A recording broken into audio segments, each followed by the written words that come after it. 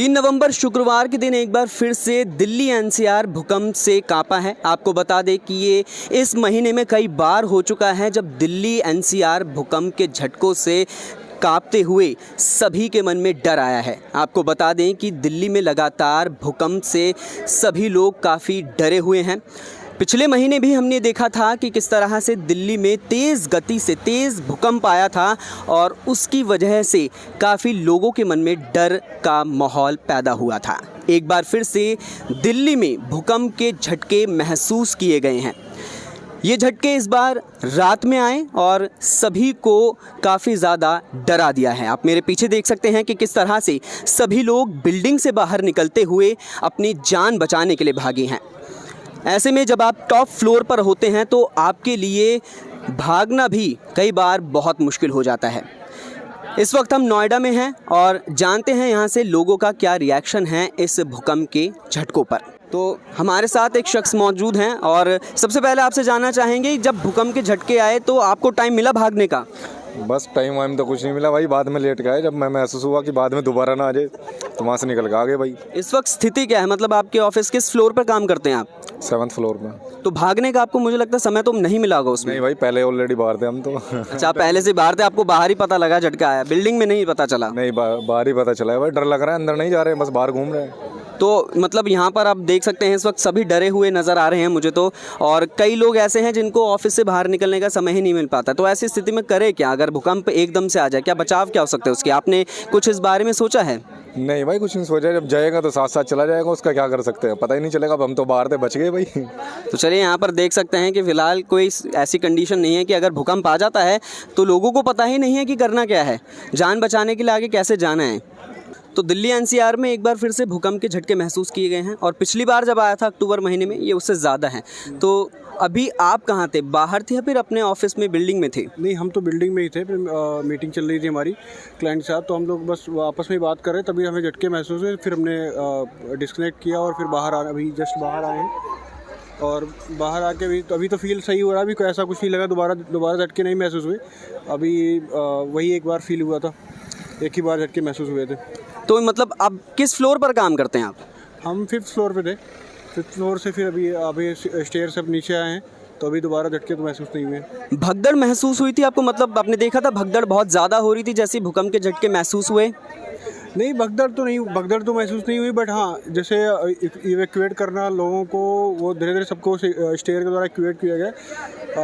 अभी तो भगदड़ तो नहीं ऐसा फील हुआ, लेकिन हाँ, जब डर जरूर गए थे, जिससे लोगों के अंदर डर आ गया था। लोग तेज़ी के साथ नीचे आए। तो दोबारा अगर ऑफिस में आप जाते हैं तो उस वक्त कंडीशन आपको क्या लग रही है कि अभी जाना ठीक रहेगा या फिर कुछ देर आप बाहर इंतज़ार करेंगे? नहीं, अभी कुछ देर हमें वेट करना चाहिए। हो सकता है दोबारा फिर ऐसा इंसिडेंट हो, बट अभी फ़िलहाल हमें कुछ देर के लिए वेट कर सकते हैं। वेट करने के बाद हम फिर डेफिनेटली जाएंगे अपने ऑफिस में। तो आपने जैसा कि देखा कि दिल्ली एनसीआर में एक बार फिर से भूकंप के झटके महसूस किए गए हैं और हमारी ही बिल्डिंग की एक एम्प्लॉय हमारे साथ हैं। उनसे जानते हैं कि क्या स्थिति रही, कैसी कंडीशन रही। पहले तो मुझे आपसे ये जानना है कि आप किस फ्लोर पर काम करती हैं, क्योंकि यहाँ पर अगर आप देखें तो बिल्डिंग बहुत बड़ी है, भागने का भी टाइम आपको नहीं मिल सकता है। जी, तो हम लोग 5th फ्लोर पे हैं। हमारी कंपनी का नाम है लास्टन INC, और हम लोगों ने भी कुछ फील किया ऐसे कि भूकंप, ऐसा अर्थक्वेक आ रहा है। तो फिर जल्द से जल्द हम लोग जितना हो सकता था, हम लोग जल्द से जल्द एम्प्लॉयज़ को बाहर निकाले और बाई स्टेयर्स हम लोग नीचे आ गए फटाक से।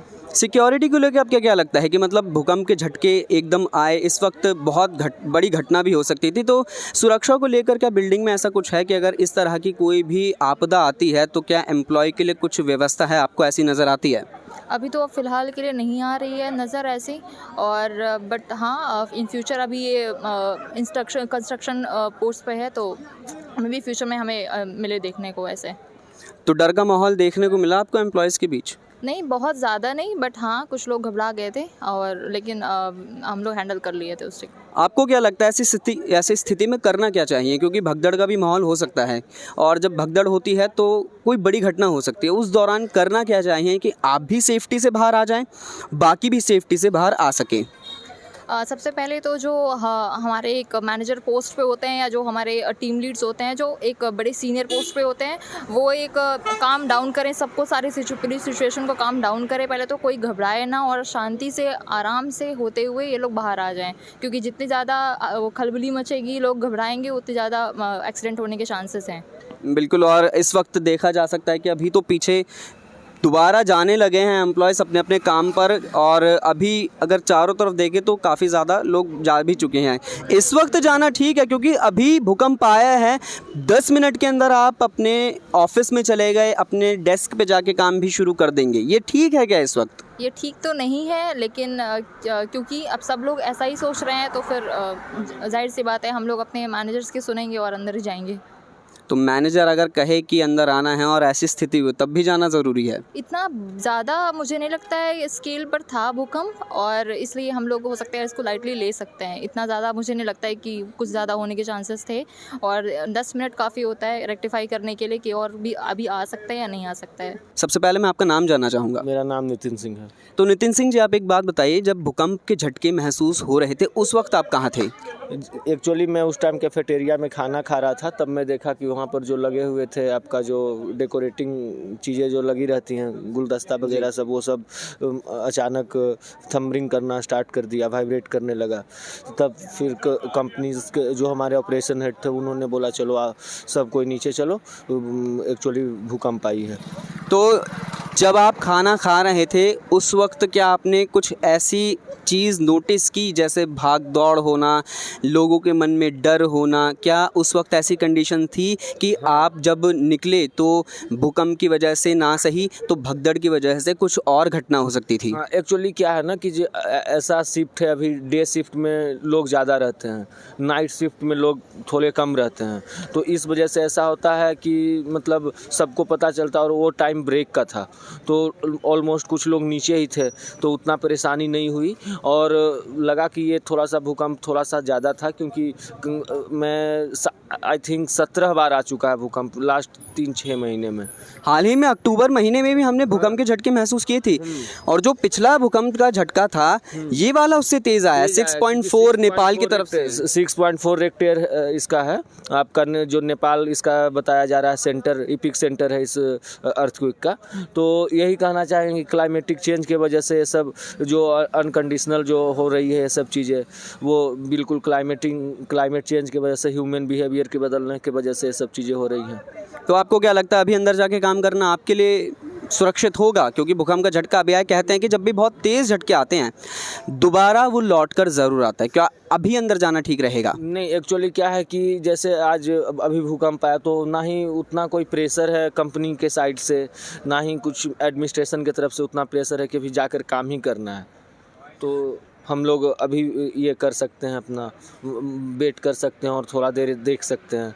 चलिए नितिन जी, बहुत बहुत शुक्रिया, और उम्मीद करते हैं कि जब भी ऐसा दोबारा कुछ हो तो एम्प्लॉय जो हैं वो सुरक्षित रहें और सेफ्टी के साथ जो है ग्राउंड में। एक्चुअली ऑफिसेज में आजकल हर तरीके से एक ट्रेनिंग दी जाती है एम्प्लॉयज़ को कि आपको जब आग लग जाए, अर्थक्वेक आ जाए, ये डिजास्टर मैनेजमेंट का ट्रेनिंग दिया जाता है ऑफिसेज में कि आपको उस टाइम कैसे क्या करना है ताकि लोगों में पैनिक नहीं हो, क्योंकि पैनिक के वजह से ज़्यादा सिचुएशन क्रिएट होती है जितना कि वो प्रॉब्लम आने से।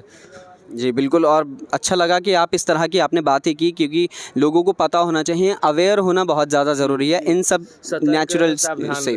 जी, सतर्कता ज़रूरी है भैया। चलिए बहुत बहुत शुक्रिया नितिन जी, थैंक यू। तो नोएडा के लोगों का तो यही मानना है कि जब ऐसी स्थिति आती है तो आपको एक साथ इकट्ठे होकर ऐसी जगह पर खड़ा हो जाना चाहिए जहां पर इस तरह की कोई भी स्थिति ना हो, बिल्डिंग ना हो। आपको ग्राउंड में खड़ा हो जाना चाहिए और अपनी जान बचाने के लिए पहले आपको बड़ी बड़ी बिल्डिंगों से बाहर निकलना चाहिए।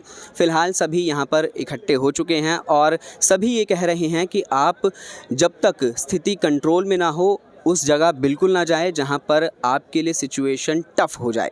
फ़िलहाल स्थिति आउट ऑफ कंट्रोल नज़र आई, लेकिन धीरे धीरे भूकंप के झटके कम हुए, जिसके बाद सभी अपने अपने ऑफिसेस में गए और उन्होंने काम करना शुरू किया। फ़िलहाल देखना दिलचस्प रहेगा कि आगे क्या भूकंप के झटके फिर से महसूस किए जाते हैं। मैं हूं प्रशांत शर्मा और आप देख रहे हैं वन इंडिया हिंदी।